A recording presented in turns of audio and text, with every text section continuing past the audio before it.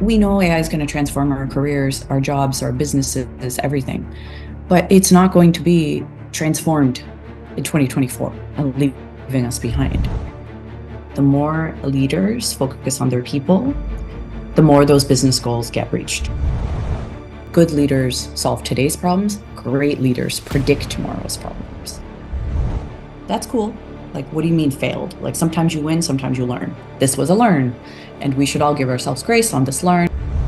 What is within our control and what is not within our control?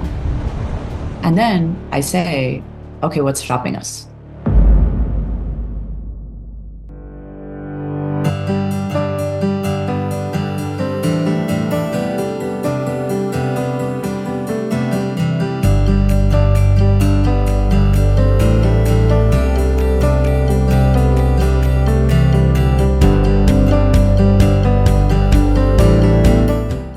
Good day, everyone. Welcome to the GLIT podcast. The GLIT podcast is the Global Leadership Innovation and Tech podcast, where we discuss issues around leadership, innovation in business and tech. We also have issues around technology, ranging from AI to whatever is happening in tech or how to support your business infrastructure using technology. Today, I have the amazing and delectable Dona Sarkar, who is a wonderful person. Dona has been a colleague when I was with Microsoft, and she's still killing it at Microsoft, doing amazing stuff. She's done all sorts of things with Microsoft, from being a regular program manager to being now a senior architect, and now she's a senior program manager with AI, where she helps organizations get ready for AI and deploy AI into their enterprise infrastructure. On the side, Dona also does something on fashion. She owns a fashion brand called Prima Dona, and where she makes wonderful cloth pieces for ladies using bespoke fabrics from Africa, from the Caribbean, and from all over the world. And she is a multi-potentialite person because she has also written a couple of books and she loves to have fun. So today, Dona will be talking with me on leadership and how leadership allows you to grow and also help your organization grow. It's still the Hello 2024 series, and in this series, we are talking about how to plan for your new year and how to get better for the new year and what leaders should be thinking about so that you don't just start the year and before you could say, Jack, the year is over. So Dona will be telling us what a leader should be thinking about. She'll be telling us about her philosophy to leadership and also how the things work for her, how she's able to write books, have a very intense job at Microsoft, and how she's able to run a very successful business brand.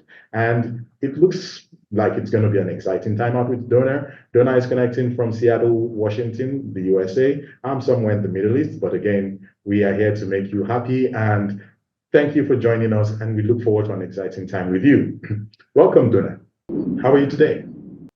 Thank you so much, Tosin. That is such a flattering introduction. I'm great. Honestly, it is now late December, and we're both getting ready for 2024.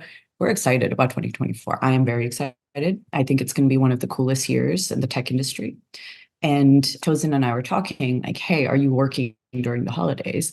And I said, oh, what does working mean anymore? Because there's actual working, like going, attending meetings, having deliverables, and then there's having brain space. So I'm so grateful for this time I have that I can connect with you, Tosin, and we can just share some ideas and thoughts around what we're excited for next year.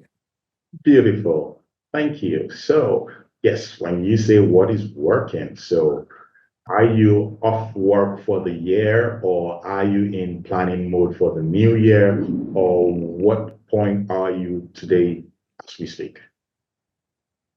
So I am not working as in day job. No meetings at Microsoft. The company pretty much shuts down after December 20th-ish till January early.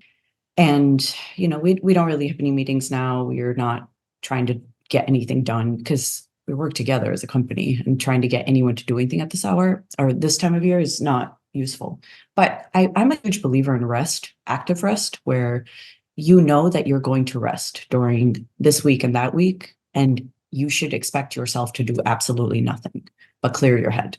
because I do believe that's when the best ideas come. And I was just telling Tosin that during this time of year, between Christmas and at the end of first week of January, are the time that I get 90% of my very good ideas. And by very good ideas, I mean ideas that I do. I don't know if they're awesome until I do them. But I write obsessively. Like, I got this gorgeous journal from my friend for the holidays. And every time I get just an inkling of a thought or an idea, I write it down. And eventually they start connecting with each other, right? They connecting with each other. They connect with everything that I've already done.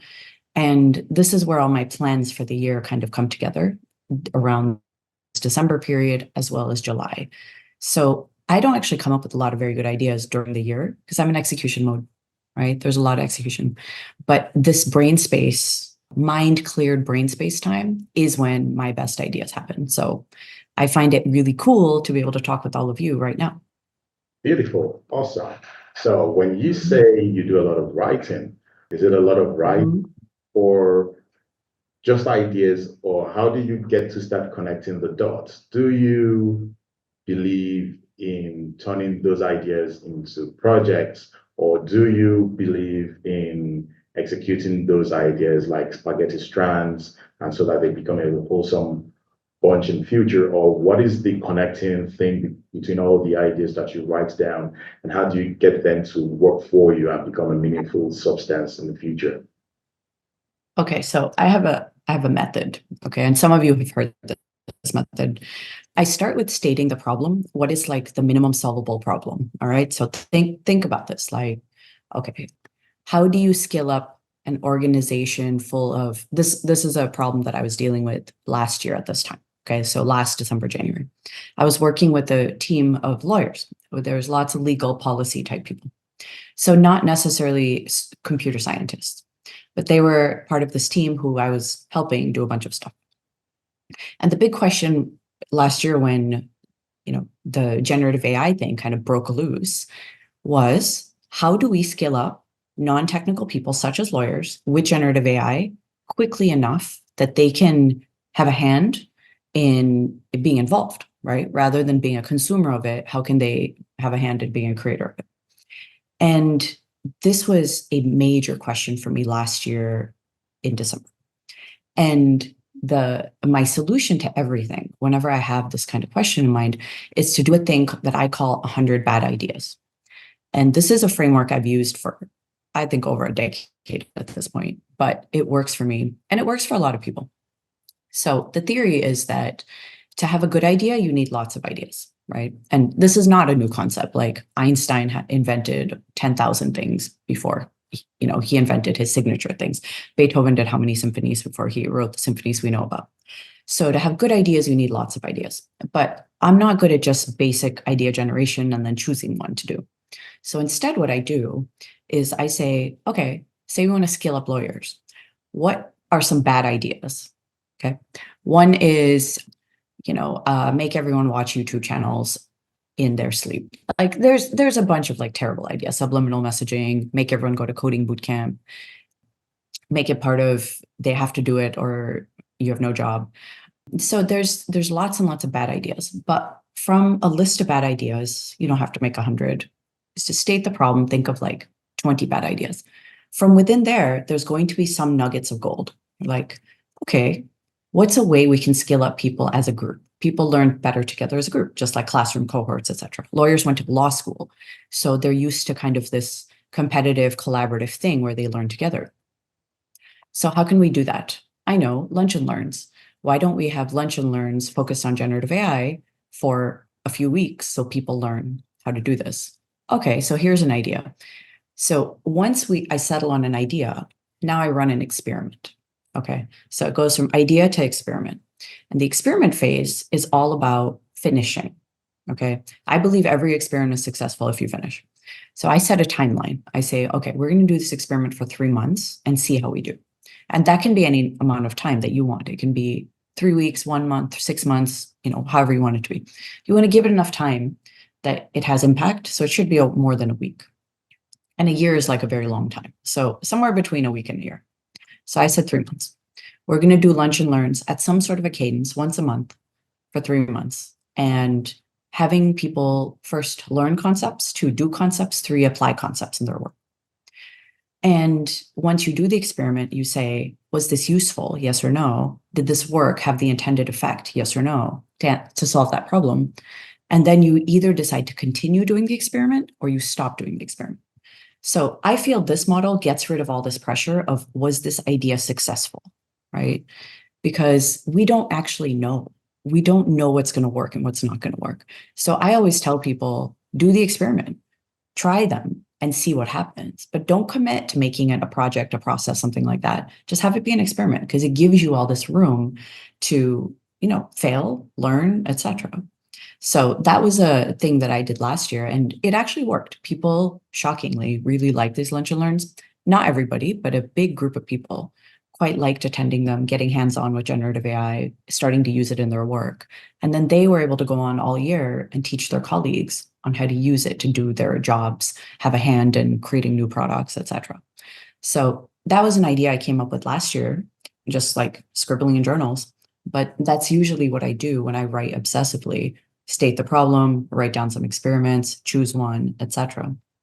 So I found this method to work pretty well for most business problems. And I really encourage leaders to work with their teams to, put some sort of a framework like this. You don't have to do this one in place so that there's a way, like you've got a method to solve your problems. Beautiful. That's a very long answer. Yeah, it's comprehensive enough, and it's Mhm. enough for someone to be able to understand what to do. I promise you, as a leader, there's always a need to have a working framework because that framework it's what allows you to have a repeatable approach. Sometimes some people say, well, then where's the place for innovation? But in the place of innovation, there are some things that shouldn't change. For example, you build it to grow. So Yep. you have to innovate with food. Maybe Yes. unless you want to lose weight or you want to gain weight, but at the same time, you should eat. Should you go to work, or should you take a bus to work? Should you commute, or should you drive? That shouldn't change. You should always drive. You may change your car, you may go by train today or by bus tomorrow, but you need to commute. So some fundamental things need to happen. So the frameworks Right. are a no-brainer, and I'm totally aligned with that. So if I may ask, what is your leadership philosophy? I've heard about the frameworks, I've heard about the experiment, but generally, in terms of leading, what is your framework and what is not your philosophy and what is your proposed approach to leadership? For me, it is everybody wins. So I win as a leader, I make my KPIs, but I will not let my own winning overshadow other people. So everybody, it's like the team concept together, everybody achieves more. So while I'm shining as a leader, as a VP, as a CVP, or whatever it is that I am, the guys who work with me, even if they are senior officers or they are junior officers, should also shine and also be visible. So it's a win-win for everybody. What is your own leadership philosophy? So my main one is my job as a leader, first and foremost, is to help my folks grow in the way that makes sense for them. Yes. Right. And that kind of situational growth is something that I fixate on. I really do fixate, which is talking deeply to people on my teams about what does growth mean for you? And what is it that you're trying to do? Because I fully understand that my ambitions are not the same as other people's ambitions. Like some of my teammates, their ambition is to be a high-ranking corporate vice president. Cool. Another one is to have a work life where they can take off Fridays to go skiing. Another one is to say, hey, I really want to just value my technical skills. So I want to take on deep technical projects where I just grow those technical skills because that's what makes me happy at this point. Another one is I want to change careers from this place I'm in to that place I'm in. And being a leader is understanding that your job is to help these folks who trust you with their livelihood to achieve those goals while you all together achieve the business metrics. But I have found, Tosin, over the years, that the more leaders focus on their people, the more those business goals get reached. And I have found that over and over and over again. Whenever I have fallen on the other side where I'm fixated on some business goal and not my people, things go awry. Like they just do not work because when people are not mentally in a good place, right, with their workplace, they're not going to do their best work. And that's just a fact. It doesn't matter what kind of incentives you dangle or, whatever kind of carrot stick method people try, it just doesn't work. But when people are incentivized by things they care about, and it's not always money, and that's the thing I don't think people get. Leaders are like, well, I can't give people raises because, budgets, so I can't incentivize. I'm like, I don't think that's what everybody wants. Sure, everyone wants money, but ultimately people want to be happy. And they think money is a very tangible thing, right? They're like, I go to work, I make more money, I'm happier. But that's actually not true. I found it to be where if people feel that they have growth, having more responsibility, they have more freedom, they have whatever it is that they're looking for, they're going to just do better work. And that is always my philosophy, is deeply understand people's motivation. In fiction writing, it's a framework, again, a framework called goal motivation conflict. Okay. So it's an old fiction writing concept. And when you think about a character, you say, what is their goal in this movie or book? Why is this their goal? What is their motivation? And then what is the conflict that they need to overcome to achieve it? And it's the same thing for humans. We go through it. I'm like, what is your goal? What do you want to do? Next 3 years, 5 years, something. They're like, oh, I want to be happy. I want to be a corporate vice president. I want to change to this job. I'm like, cool. Why? Why do you want this? They're like, oh, I think it'll bring me respect. It'll put me in a different league. I want to work on my ski game. I want to get healthier. I'm like, cool, awesome. It doesn't matter. It's like, I don't judge, right? I don't say that's not a good goal or what kind of weird motivation is that. It's not my life. My job is to listen and understand. And then I say, okay, what's stopping us? And it's us. What is stopping us from getting there?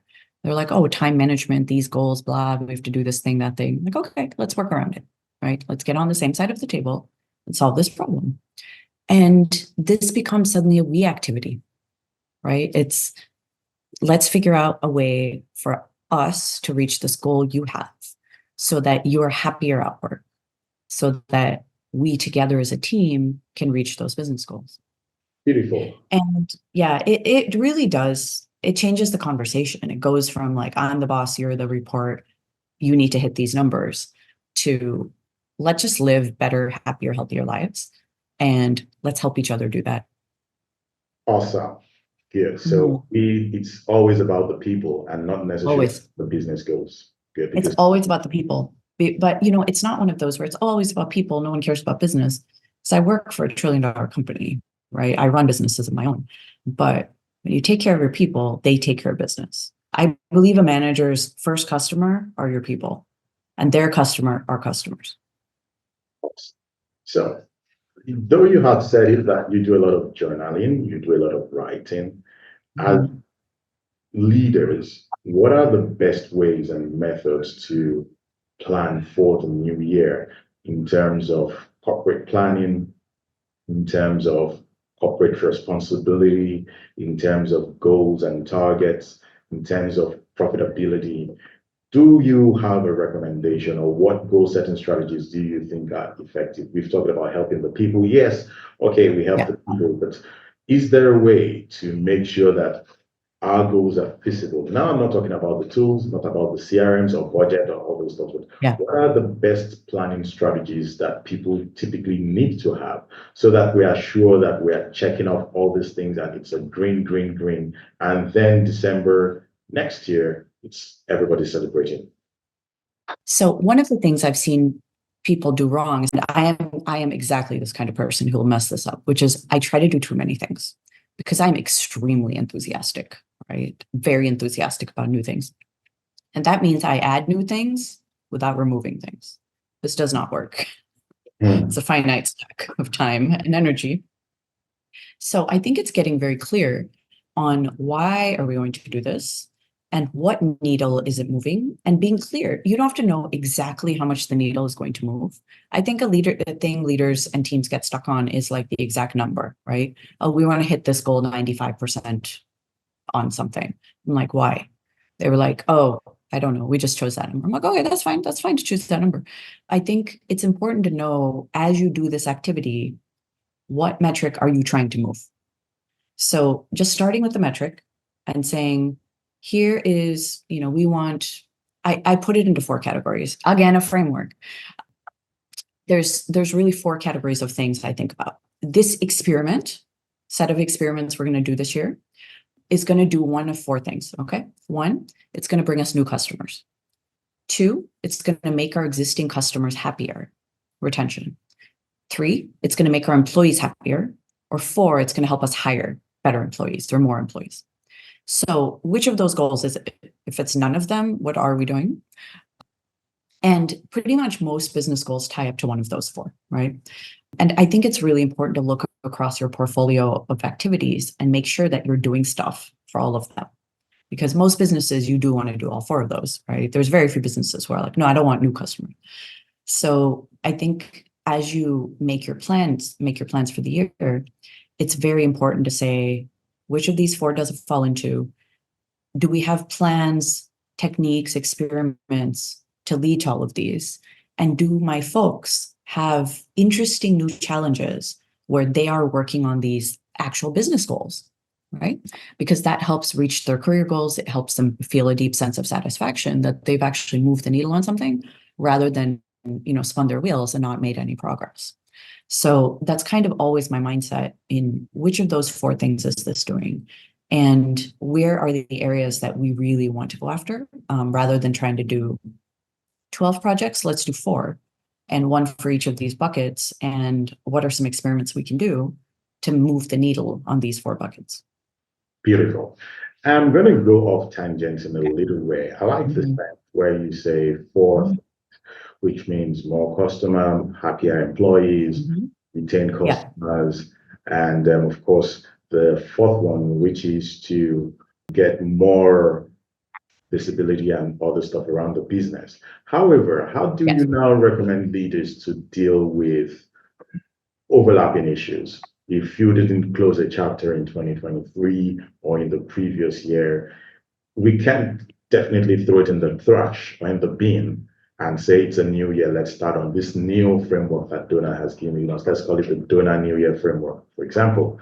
But what do you do to ensure that the challenges of the past year don't begin to become an Achilles heel in the new year and begin to bog you down, even though you need to jump forward and move to greater heights? I think it's important to know which business challenges you have are unsolvable and which are solvable. And this is a thing that I see leaders and people and me fall into a lot, which is we try to solve a problem that is not going to be solved, right? It's called many things like gravity problems, inertia problems, etc.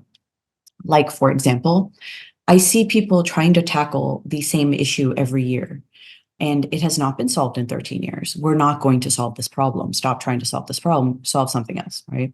A very common one, I'll tell you, is how do we align messaging across a company, or how do employees find out what's going on across the company? And you know this, Tosin, from working at a large company. You find out what goes on when you worked at Microsoft. You found out what's going on at Microsoft from the news, right? From LinkedIn. That's how you found out. But we as leaders constantly, and it's always some like poor schmo who's new, who's like, you know what? I'm going to take this on. And I'm like, don't take it on. Don't take it on. This is a gravity problem. Don't never be that fool who's taking on a challenge. I mean, maybe you'll have some amazing idea. It's going to work, but it has not been solved in 13 years, right? Because it's not that important. If it was important, we would solve it, but it's not that important. It's not getting in the way of doing the job.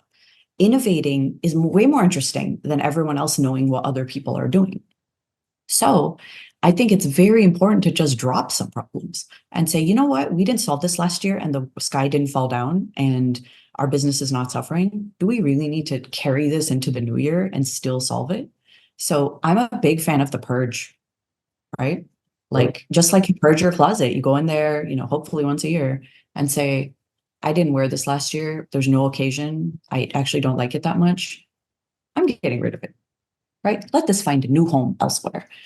And I find the same thing about problems. I look at my to-do list, and if I haven't gotten to it by now, after a year, maybe it doesn't need to be done.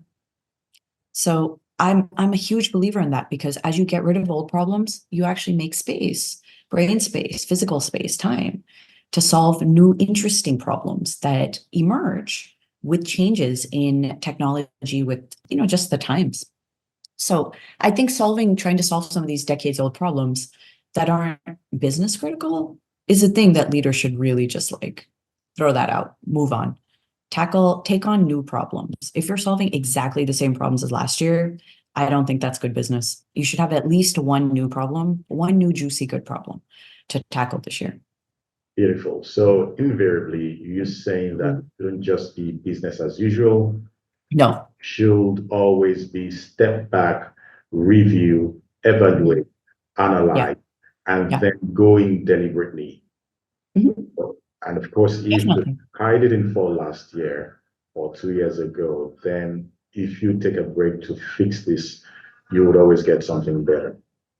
Beautiful. Yeah. And it's like, it's the same thing, which is reapply for your job every year, right? But it's the same thing for problems. If you're making the metrics dashboard from scratch, the lifeboat exercise, whatever they call it, I don't even know what it's called. Throw everything out.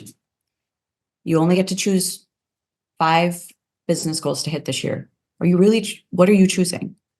Right? What are you choosing? Are you choosing out of the 12 you have? What are you choosing? Which are you getting rid of? And I think doing this cleanse is really important. The leaders who are like, yeah, we're going to carry over the same metrics from last year. I'm like, really? Because you didn't hit them. And it's not motivating for teams. It's like, hey, business as usual, solve the same problem, do the exact same thing. They're not going to come back to work excited, right? They're not. Instead, you're like, we have new problems. People are like, ooh, new problems. What are new problems? Everyone wants to work on the new problem. No one wants to work on the old problem. And I'm not saying, hey, all problems will be solved like this. There are multi-year problems that we're making progress on. And that's why it's important to break the problem into multiple parts, like solve this problem, then solve the next one, then solve the next one. But I think all of this, like, keep working on the thing you worked on the last 5 years that none of us have been able to move the needle on, is a huge waste of time. And it's very demotivating for people as well. Okay. So it's not a go finish your homework approach, it's a strategic approach. That's Great. right. That's right. And now we live in a world of change. We've seen a massive change in the world. There are wars, there are economic challenges, there are layoffs, there is AI taking people's jobs or reinventing people's jobs, I prefer to say, not necessarily taking jobs. What should a leader should be thinking of in terms of change? Since sometimes some of these change factors are in your hands, and sometimes if there's a war and a global supply chain is affected, there's really nothing you can do. Or if there's a recession, or if there's a meltdown, or if there's a pandemic, what are things leaders should do in terms of strategic positioning, risk planning, and change in terms of what you cannot really control? What do you recommend? So I think it really is that, where it's what is within our control and what is not within our control. And people are going to realize that there's actually way more in your control than out of your control. So let's talk about AI, right? The big topic du jour. It's like the first interview I've done this year where we didn't talk about it in the first 1 minute. So congratulations. Okay. So let's talk about this. We know AI is going to transform the workplace, right? It's going to transform everything, but it's not going to happen tomorrow morning. And that's the thing. People are getting very hung up on, oh my God, AI is going to come along, disrupt all of our jobs, and we have no control over any of it. And I'm sitting here like, when was the last time that happened? Because change is not fast. It took how many years to get people used to using email? That happened in my lifetime. I started working in an office part-time as an intern in 1995. Okay. And getting people to use email was really hard.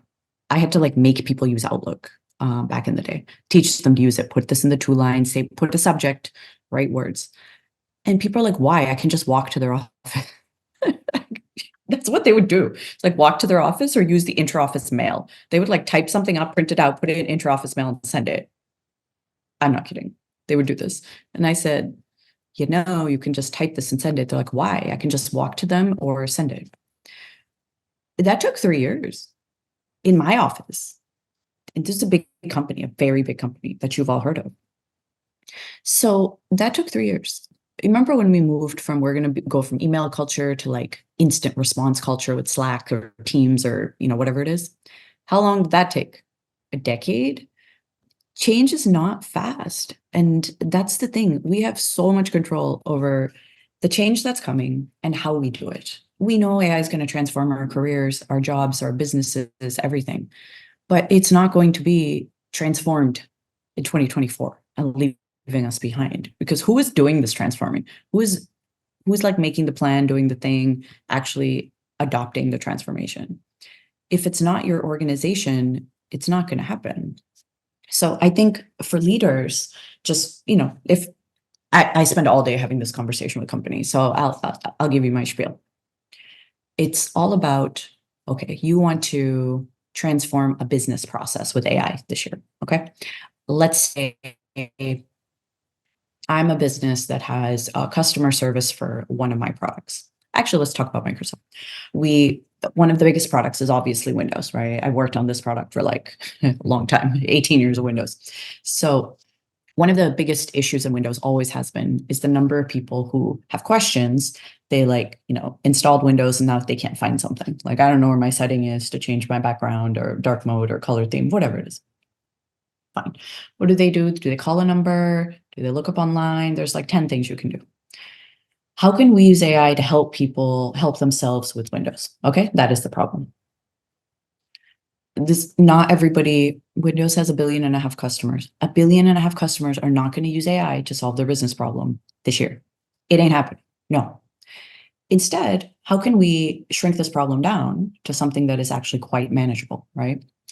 Why don't we say something like this? When people call the help desk people, instead of going and rooting around looking at 13 knowledge base articles and like 16 emails, have like some sort of a bot that gives them answers to the top 50 questions based on that release of Windows, right? We know what the 50 questions are. We've gotten 50 calls about them. So why don't they have a bot where we take the top 50 knowledge articles, the top 50 best email answers, make them into like a data set, feed that into this Windows question answer bot, whatever you want to call it. And then the customer service agent asks the question, gets an answer, says, yep, that's right, and then gives the answer to the person with the reference and the resource, right?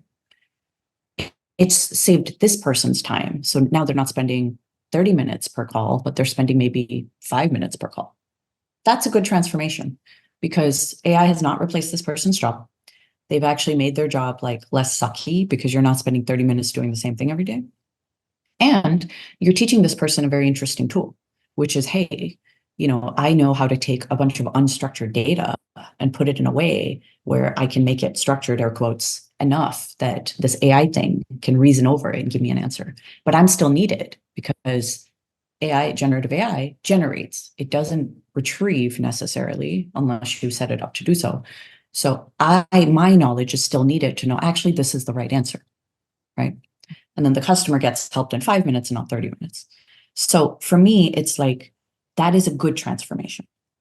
How much of this was in your control? All of it, like every dang bit of it, from the data to where you put it to who sees what, etc. So I encourage leaders, like, when you're implementing AI in your organization, no, AI is not going to show up in the middle of the night and take over your business. We don't have that technology. It does not exist. Instead, you get to decide how much you want to do with it, to solve very specific, very targeted business problems for yourself this quarter.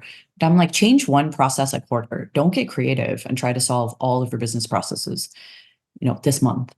And look at some of these long-running things where you do have a ton of data, you have good faith in it, and now you can use AI to solve some of these problems. Beautiful. So invariably, you're suggesting, or you saying that we need to have a structured approach to change. Yeah. Change typically will not happen overnight, but you need to have a cautious, planned approach to the issues. The issues are there, ringing the bells. We just need to not be tone deaf. We need to listen to the issues, know what issues need to be addressed, and have a cautious strategy and plan to fix them. Yes. And I think it's really important as a leader, like, your job is to frame the problem. Your job is not to solve the problem. You have people who are brilliant at what they do. And I think that's a big issue for leaders, where I think you'll touch on this, but I'll yap about it anyway. Where leaders, if you're involved in the business of the how, like, what are you doing? You should be really clear about what business goal you're solving, the goal, why you're solving it, the motivation, and let everyone else deal with the conflict, right? They don't need to be, yeah, we need to shrink customer service costs down, but that's not how people like frame a goal. It's like, let's help our customers go back to the 4 business goals. No one starts off with, let's shrink customer costs by 30%. That's a strange goal. That's random. Instead, you're like, let's make our existing customers happier this year. Good goal. How are we going to do that? What's an annoying thing for them? Oh, when they're going to set up their device, they call and it takes 30 minutes to get an answer. Yeah, that's annoying. How can we shrink that down? I don't know. Let's do the experiment, right? Let's do the experiment. Let's choose some bot thing to see if it'll help us. All right. What are all the steps of the bot thing? 1, get your data in order. Who wants to work on that? So the leaders don't need to be involved in the nitty-gritty of the how. This is where doing the experiment thing with your team really empowers them, because how you solve the problem, I do not care, right? If tooth fairies came at night and solved the problem, I would be very happy. I do not care how you solve the problem. It's more just framing, like, why is this a problem? What is the problem? Why is this a problem? And then letting the brilliant people you've hired actually go in and solve them. And that makes people feel much more powerful, much more in control, and more like owners, rather than like, I have no control. I just have to do what my boss says. And it leads to way higher employee engagement, like way, way, way higher. Beautiful. Awesome stuff. Thank you so much, Donna. I know I keep giving you long answers to like basic questions. Because this is a fun conversation, Tosin. This is leadership, and it needs to be. We cannot come here talking about go use the Sarkar context. Oh, go use the Germain model. Go use. Yeah. You just keep throwing out those big terms. We're not helping anybody. So I think it's about the how for leaders, because we have a lot of people telling us about the frameworks, telling us about the models, but we don't have a lot of people telling us about how it should be done. Not the how for everyday things, but the how for leadership. Yeah, that's right. It's like, here are the tools to be a good leader, because you know how to solve business problems. You're a leader because you're really good at solving business problems. So you got stuck with bigger business problems. It's more about how do you scale that to others. And I do believe the main job of leaders is to create more leaders. Absolutely. Right? That's the purpose of the exercise. Is if you're not creating more leaders, like, you're just not doing your job. Like, you're doing a bad job. And I don't think people understand that leaders should not be creating followers. That is not your job. You should be creating the next generation of leaders and leaving, putting someone you grew in your place and leave. At some point, he needs to go. And leaders who don't understand that, to me, are hilarious. I'm like, why do you even want to do the same job you've done for 10 years? It's so boring. Groom a successor. You are an adventure seeker. You are always looking for the next thrill. Yeah. But if I train my upcoming leaders, wouldn't they take my job? Or wouldn't they get me fired at one point? Yeah. What's your take? I'm a huge fan of firing myself. I'm a huge fan, because. Can you talk about that for 1 minute? Why should you fire yourself as a leader? Why should it means if I train my team, they would know my job. Then I seem to be seen as old. They are younger, they are smarter, they can work longer hours, they probably don't have a family, so they don't have any long-term commitments. Then they can set me up and get me out of the door. Why should I train them? Any thoughts? Oh, I love this so much. I love this question. One of the things that I think leaders fall into the trap of is the expert trap, the subject matter expert trap. Okay. Where they're like, I lead, I don't know, some program, sustainability. I do not lead sustainability, just saying. I'm saying as an example. I work at a, whatever company, a food company, and I lead our sustainable food effort. Fine. And I've done this for 10 years. You're never going to get promoted to CIO, CTO, C whatever, because you're so good at sustainability, because you've not grown a successor. You've not grown someone who can do this. And leaders have ambitions too. They're like, sure, I seek growth, right? And growth one way or the other. Either I want to, my boss's job, this other job over there, or I want to quit. I want to retire. I want to go pursue gardening. I don't care. You're not doing any of those because you haven't grown a successor. And if someone else cannot take over the business goals that you already know how to do with fresh eyes and new thoughts, then you're not growing. And you actually suck as a leader because you haven't been able to grow your team.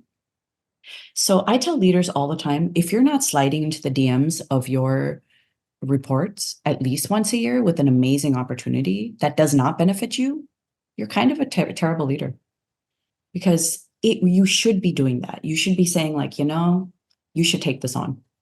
You should speak at this conference. You should go apply for this job. You should apply for my job. You should get skilled up in this thing, because it's going to lead to that goal you have, and it's good for you, right?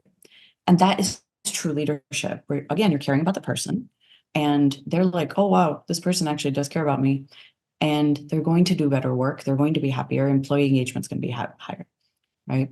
So I see it all the time. Like, the number of former managers I've had who will not move from their job. They're like, nope, I will not grow a successor. I'm going to do this job until the end of time. And I'm like, okay, but you're a bad leader.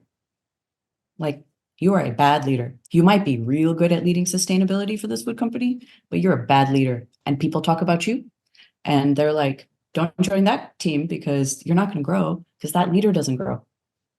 And they don't know what growth looks like. So what should a leader do? So should he go for an MBA? Should he go for an executive MBA? Should he go for a program at Harvard or Stanford? What really exactly should a leader do to grow?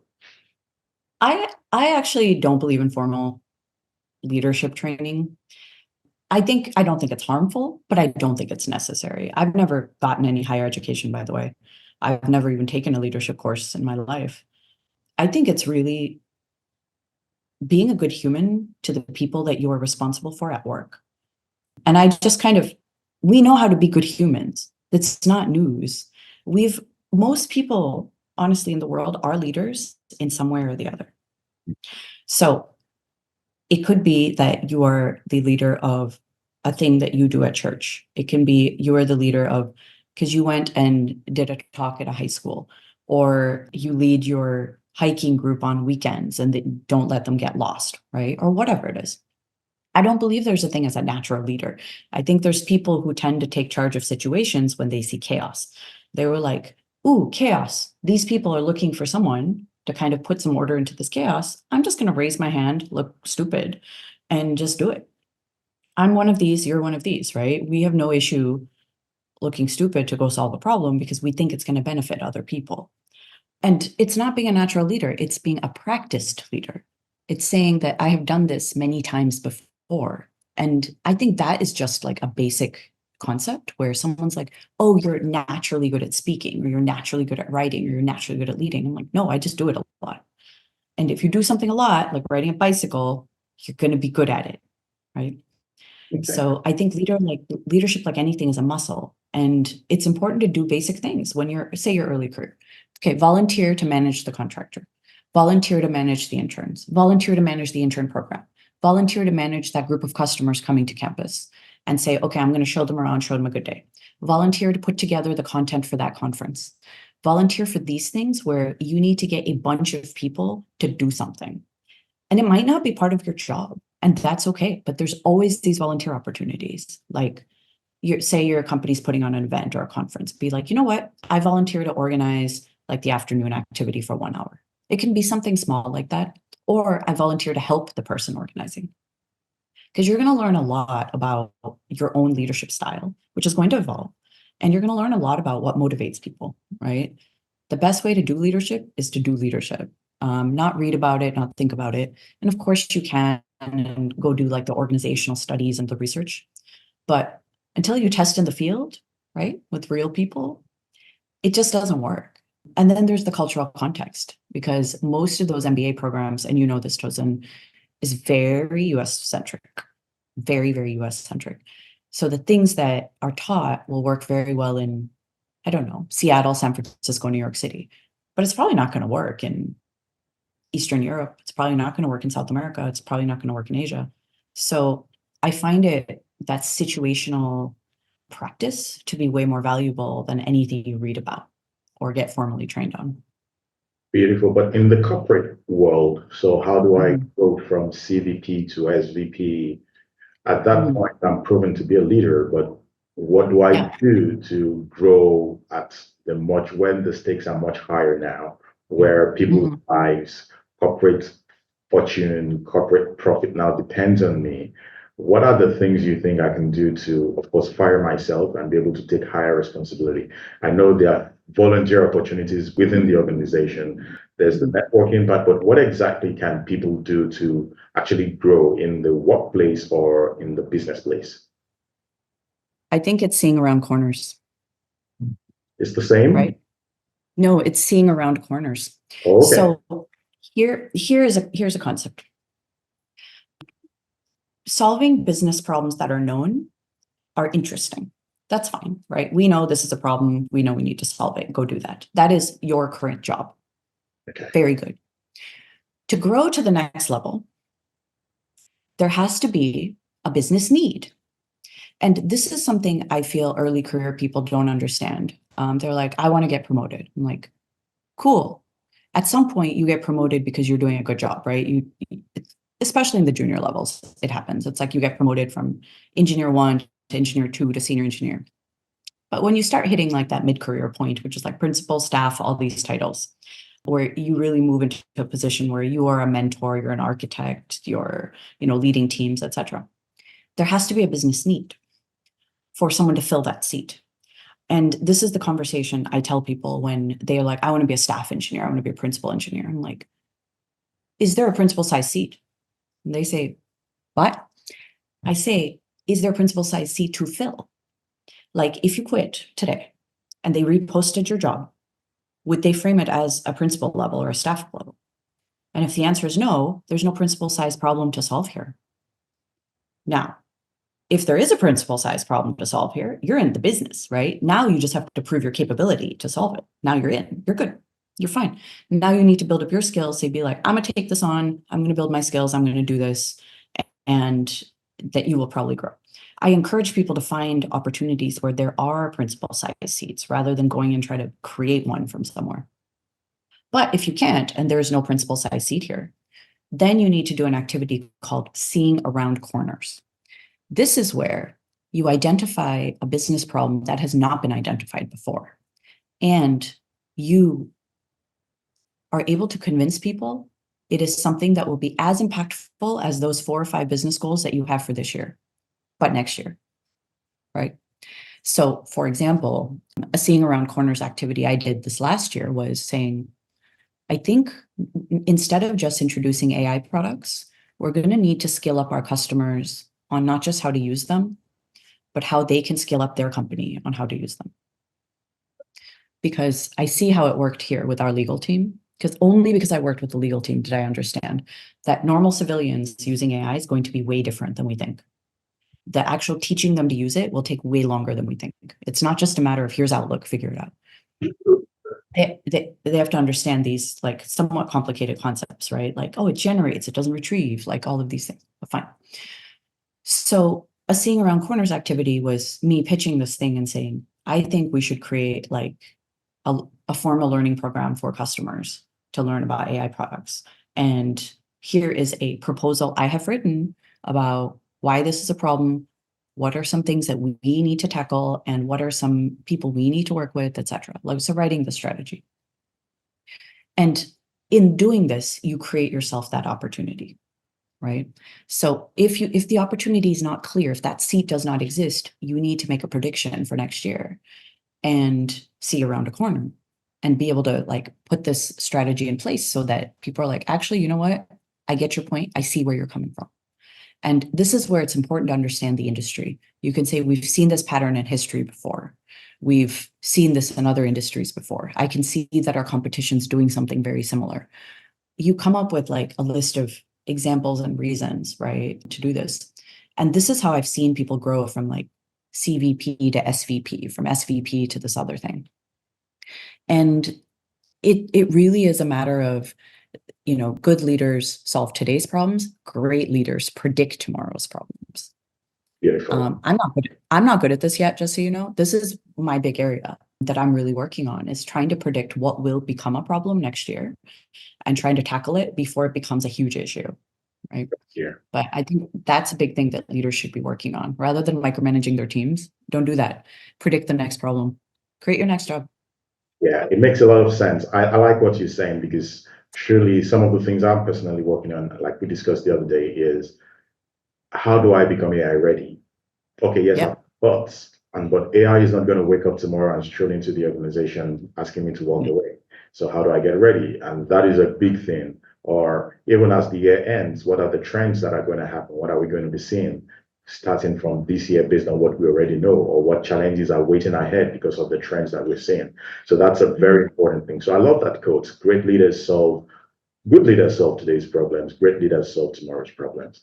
Okay, so Mhm. lastly, when great leaders solve tomorrow's problem, what's your recommendation or approach to? We've spoken about change, we've spoken about seeing ahead around the corner, and we've spoken about solving tomorrow's problem, which is having some level of foresight and predictability, become the man who saw or who sees tomorrow.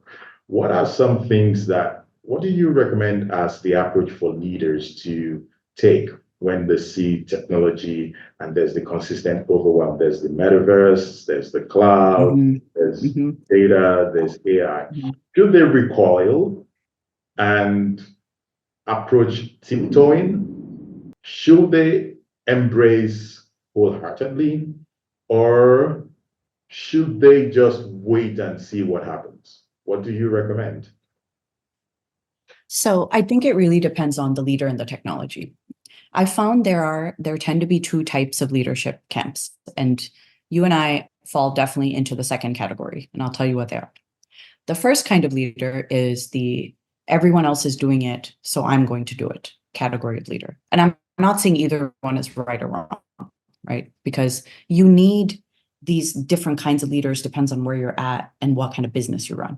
Like if I was running a financial services company, I'd be a lot more conservative than I'm running tech, right? Because tech is, you can fail quickly and get out of it very quickly. But actually, you know what? I have a better example. I run a fashion company and I work in tech. I run these real different. I do not have the same mindset toward fashion than I do for tech because of cost, the margins. To make like a physical product, like beautiful piece of women's wear, there's quite a cost here. There's like fabric cost, labor cost, the cost of notions, meaning buttons and zippers. There's just like a lot of effort here versus me building like a quick little, software thing. It's my labor cost, but there's not like a sustainability cost. There's not like a materials cost necessarily, right? They're going to take the same amount of time. So should we embrace this big change in the fashion industry? Yes or no? I'm very much let's wait and see who does it. Once everyone else is doing it, like eFit. Should I go and implement a huge eFit thing onto my website where people can upload, their measurements and it creates an avatar and then helps with fit? I'm like, I don't know. That seems very expensive. And I don't know if it's going to work and how many garments are going to go to waste trying to make per an eFit thing. So I'm in wait and see mode for that. I am in conservative mode. On technology, I'm very much no one else is doing it. We should do it. So I really think it depends on the situation, the leader's style, but I do believe leaders can be either, and they can be both, depending on what project they're doing. A project, an area where they're very comfortable, that they've known for a long time, they will probably want to innovate and lead the industry, not just their team. But an area where they might be new, it's like, let's go see what other people are doing. So when I take on a new job, I am not immediately of the let's go break things and do stuff different.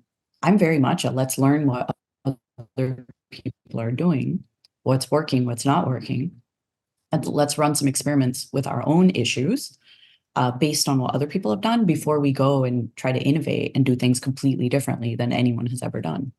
So I think it's, again, very situational, but it's important for a leader to have both things in their toolbox because some things are going to be much more useful at other times. Beautiful.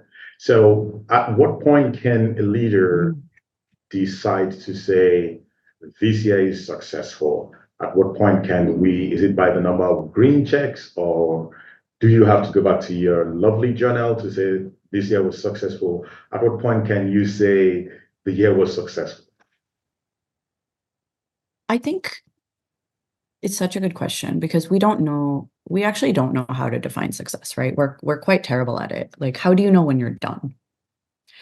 And I think a part of it is, you've defined these metrics at the beginning and saying, once I hit this goal, this is where number goals are kind of useful, because you say, once we hit this goal, we call it good enough and we move on with our lives. And I'm not a believer in the 100% goal. I'm just not, because working in absolutes just leads to frustration and always feeling like a failure. I'm like, if we get to 80% of our goal, it's pretty good.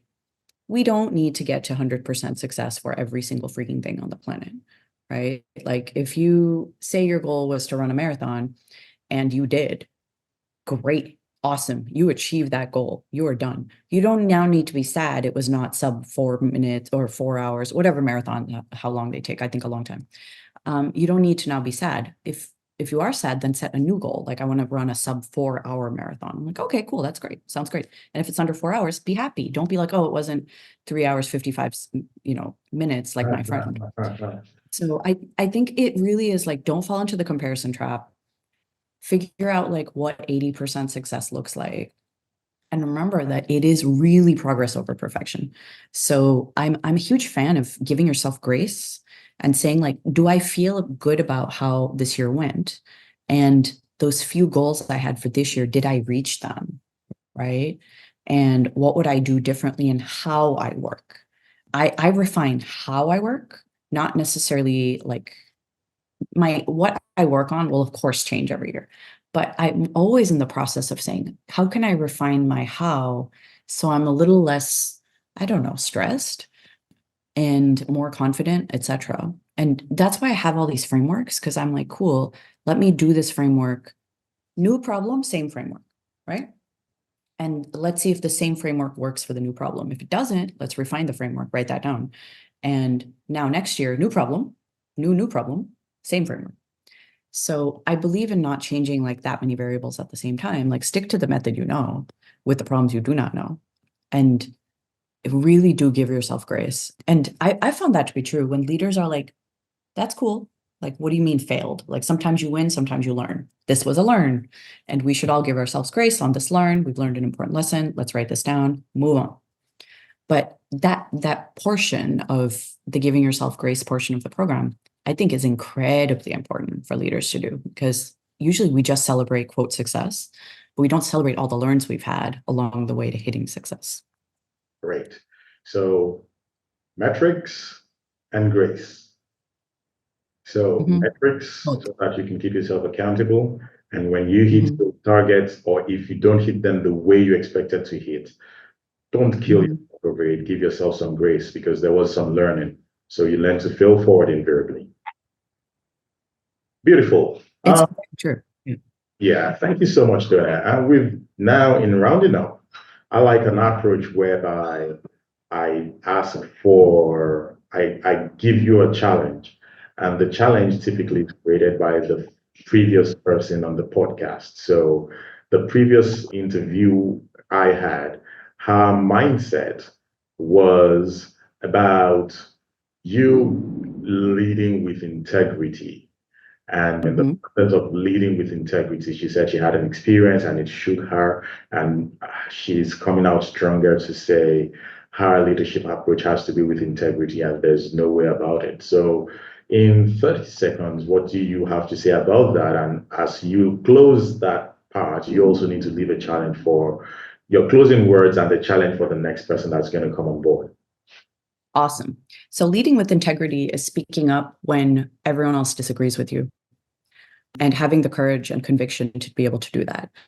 I am a huge fan of speaking up, because I do believe it's my job very much. And this is part of being a leader, saying things that might be grossly unpopular, but it needs to be said. Someone needs to say it. And my challenge to the next person is do the experiment. This year, instead, is do the experiment.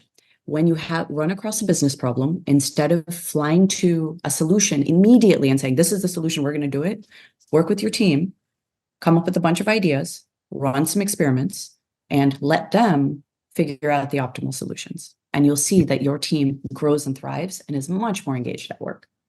Beautiful. So do we need to get some lab equipment to be able to do these experiments? I think the best thing to do is gather your people.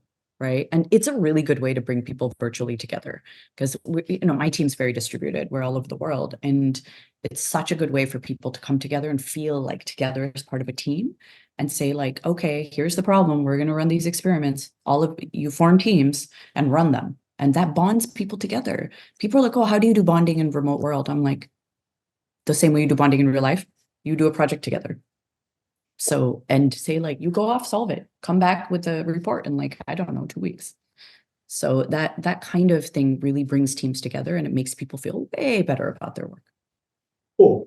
Do the experiment. Thank you so much, Do the Dona. experiment. It's been an Yeah. exciting journey with you. And I believe that you also, our listeners, have had a wonderful time listening to us. She has been very, very explicit, no holds barred. Yeah, she says she's talking a lot. No, I don't think she's talking a lot. She's just telling you exactly how it is so that you're not left in doubt.